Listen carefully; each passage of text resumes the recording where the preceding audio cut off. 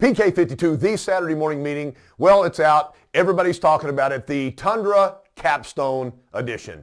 I believe this is going to be a giant home run. We won't make enough of them for you to have enough to sell to the people that want this trim level. It is super fantastic. I hope you've seen the interior shots of it. Darker bottom, darker mid-back, white top. It explodes. It's a beautiful truck.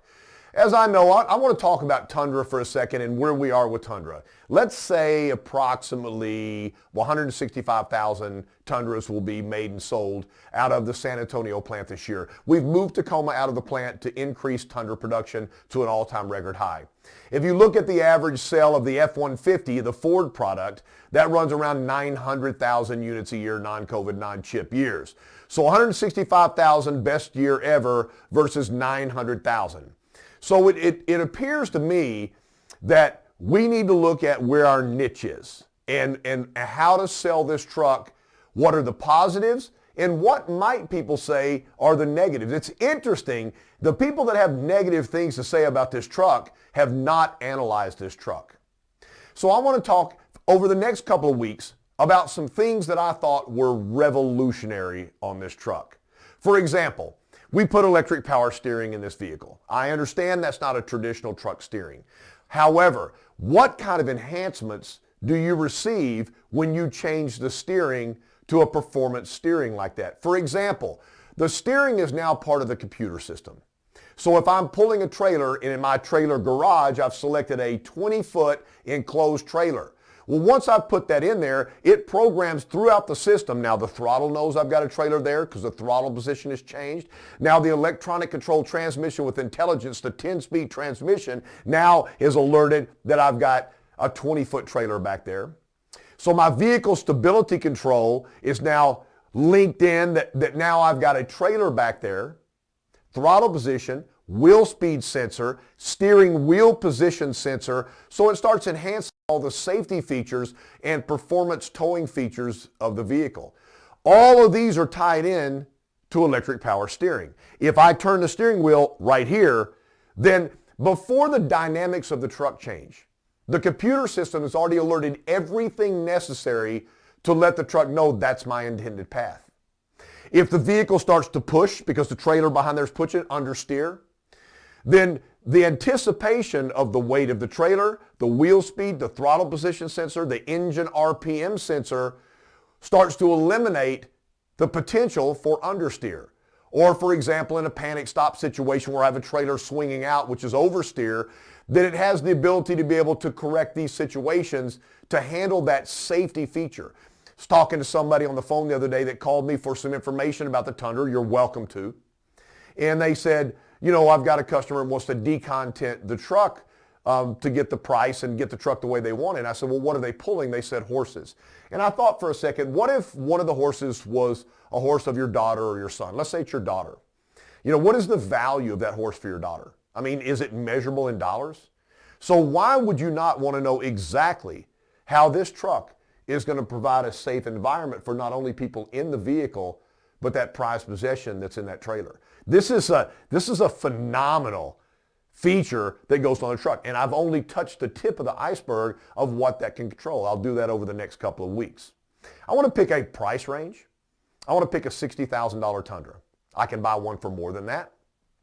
I can certainly buy an SR with an 8-foot bed for less than that. But $60,000, gang, no matter where you are or what time you are, what decade you live in, is a lot of money for a half-ton pickup truck. Now, the other trucks out there are equally priced. It's not out of line. In fact, it's a great value, but it's still $60,000. As we come out of the chip shortage, we're not going to have a problem selling any Tundra you can get in stock. In fact, you've probably got every single Tundra that's coming into your dealership already pre-sold or multiple people waiting for it to show up so they can dash to the dealership. I certainly understand that. However, as we get into the build year, as the F-150 production comes back, Silverado, the GMC truck comes back, the Ram comes back, and all of a sudden there's vehicles available on the lot. Now, instead of just saying, I've got it in stock, come get it. Now what I've got to do is I've got to talk about things that make this valuable. Now listen, I'm not going to go into the horsepower and the torque. You already know that. If you've gone to a launch or getting ready to go to the launch, you need to know that information before you ever go to the launch. So I'm not going to bring that up. However, there's some really cool things that were built into this vehicle. I spent almost an eternity trying to explain to the world why the triple tech frame was the best frame that was ever put on a truck. And I did a good job. Fully boxed front, rolled C center, and an open C channel rear. It was mirroring the same rear end area of the frame as a 1-ton domestic truck, open C channel. So I had all my lines, and I talked about it in flex. You want flex in the frame, but the biggest problem we had with that truck is we were using a technology for rear suspension that had been around as long as some of the salespeople that are listening to this right now have been alive, leaf spring suspension. Now, leaf spring suspension is phenomenal for handling loads. But if it's set up too strong to handle too much loads, then an empty bed, the ride quality is gone. So we start moving away from that. Let's take 4Runner. And we start moving away from that. We start going to independent suspensions when we start building, frame-on SUVs. But by having an enclosed back and a D-pillar, the strength and reinforcement of the back of an SUV means that an independent rear suspension works fantastic. Certainly a lot better than a leaf spring would work in that type of SUV.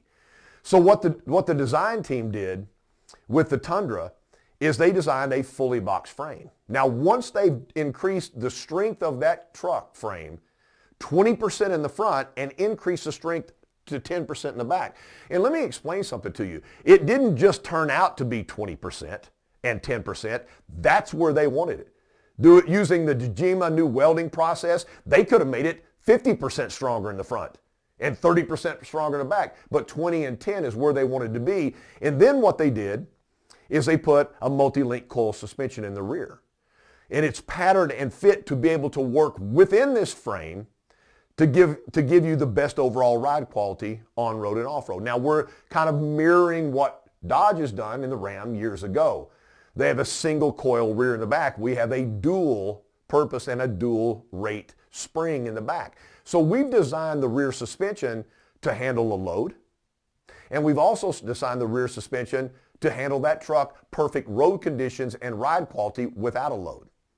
Then advancements, an adaptive ride system, so that no matter where I'm going down the road, if I've gone up to the Platinum Edition and I've done the package and I've got the adaptive ride system, then that truck is going to stay at the perfect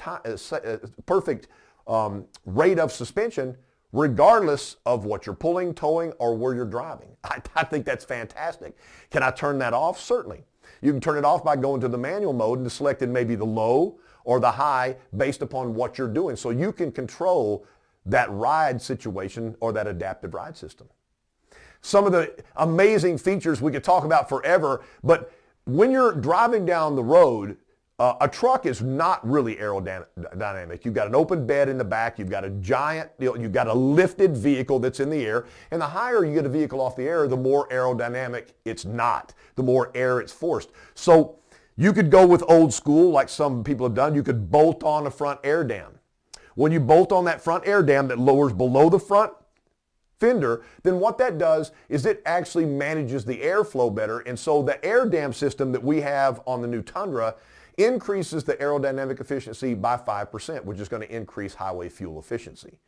The problem is, and I've learned this through Mike Swears, the chief engineer, which there's no way I would have ever known this, is that once you put that big trailer back there, when you drop that air dam, it increases the drag from the trailer by 28%. So the air dam that gave me better gas mileage and better handling with no trailer behind there now decreases my handling and fuel efficiency. So we can program in the trailer, so now the air dam raises up and now we have more efficiency with a trailer. If I was with another manufacturer that had a bolt-on air dam and I was going to go on a trip and pull my trailer, then I've got to take my ratchet out. I've got to take that air dam off and, just like Mr. Swear said, probably throw it out there in the garage and never put it back on. So innovations where you take a wind tunnel and put the truck in and make it as aerodynamic and efficient as possible, and then the engineers say, hey, let's put a 20-foot trailer in the wind tunnel and rate that, and that's how they discovered this. I'm going to give you one more, and I'm going to tease you for the rest of the week because I got to be honest with you, I haven't been this excited about something in a very long time. I'm a truck and an SUV guy. I've been that way. If you've followed me, you know what vehicles I have and what I've driven. This is phenomenal. This truck is phenomenal. There's nothing that's ever been thought out the way this truck has been thought out before. I realize I've drank the Toyota juice many decades ago, but gang, I'm excited. Roll down the back window of a 4Runner. Drive it down the highway at 55, 60 miles an hour. It creates a vacuum where everything that comes off the back of that 4Runner comes in through that back glass. Now, being able to roll down the back glass for fresh air seems like a great idea until it starts sucking the exhaust fumes in the cabin of the 4Runner. And I grew up on a farm, so whatever you threw in the back of the truck, even with your side windows over, you could see the turbulence, and it was trying to throw that back into the front of the truck because the turbulence in the back of the bed. Well, we've got a miraculous feature. We've got a roll down window. We got the whole back glass comes down, which is phenomenal. That is one of the greatest things to show a customer when you're doing a walk around.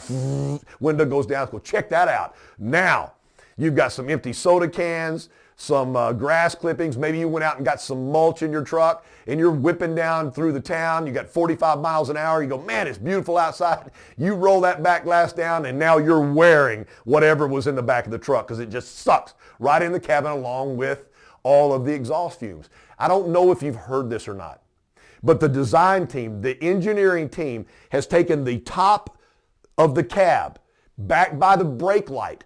They've taken and elevated the back part of the middle third of that, which creates a overflow or an air tunnel. They've taken the lip of the tailgate and created a spoiler, which is now creating a pressure area that decreases that vacuum in the back of the truck. So now when you're going down the highway at 55 miles an hour and you roll that back glass down, there is so much less chance of anything coming back in through the back glass, exhaust, or anything in the bed of the truck. I don't know. That might be worth buying that singular truck for that reason right there. And if you think any of this was positive, if you think any of this was something you haven't thought about before, stay with me over the next couple of weeks and I'm going to blow your mind on what our engineers and our quality design team did with this truck. It is revolutionary beyond the pale. So if you're comparing a Tundra to another brand at the same price point, it is a very unfair position for them to be in. PK52, the Saturday morning meeting capstone.